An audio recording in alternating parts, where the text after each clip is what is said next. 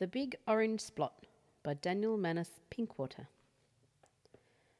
Mr. Plumbean lived on a street where all the houses were the same. He liked it that way. So did everybody else on Mr. Plumbean's street.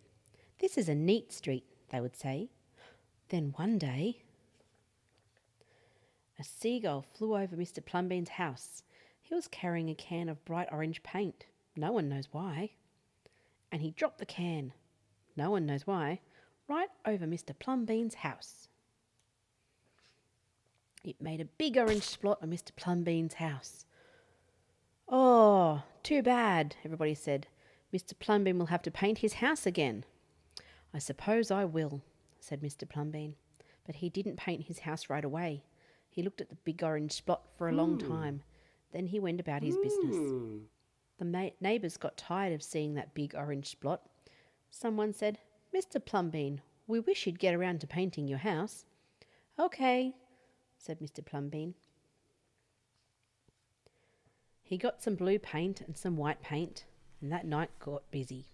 He painted at night because it was cooler. When the paint was gone, the roof was blue. The walls were white, and the big orange spot was still there. Then he got some more paint. He got red paint, yellow paint, green paint, and purple paint. In the morning, the other people in the street came out of their houses.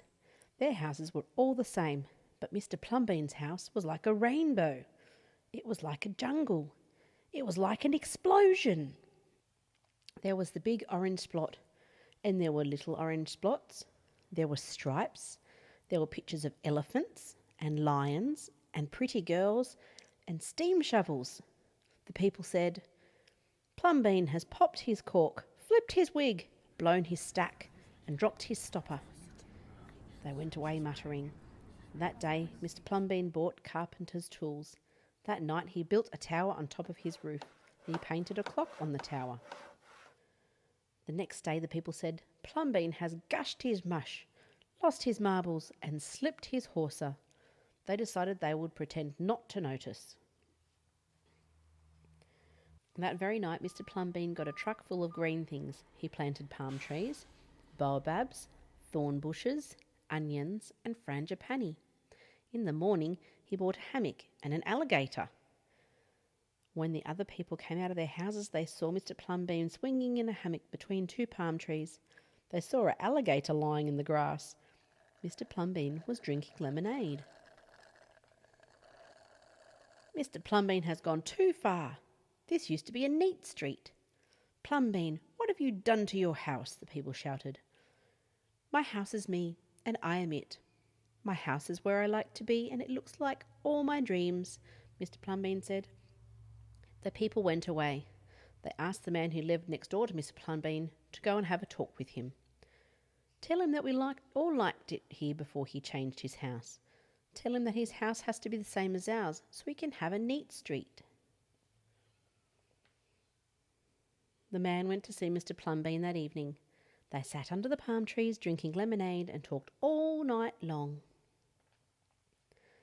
Early the next morning the man went out to get lumber and rope and nails and paint. When the people came out of their houses, they saw a red and yellow ship next door to the house of Mr. Plumbean. "What have you done to your house?" they shouted at the man. "My house is me, and I am it. My house is where I like to be, and it looks like all my dreams," said the man, who had always loved ships. "He's just like Plumbean," the people said.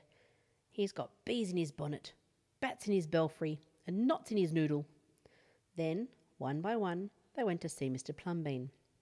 Late at night, they would sit under the palm trees and drink lemonade and talk about their dreams.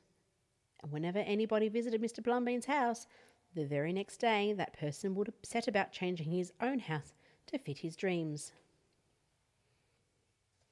Whenever a stranger came to the street of Mr. Plumbean and his neighbours, the stranger would say, "This is not a neat street."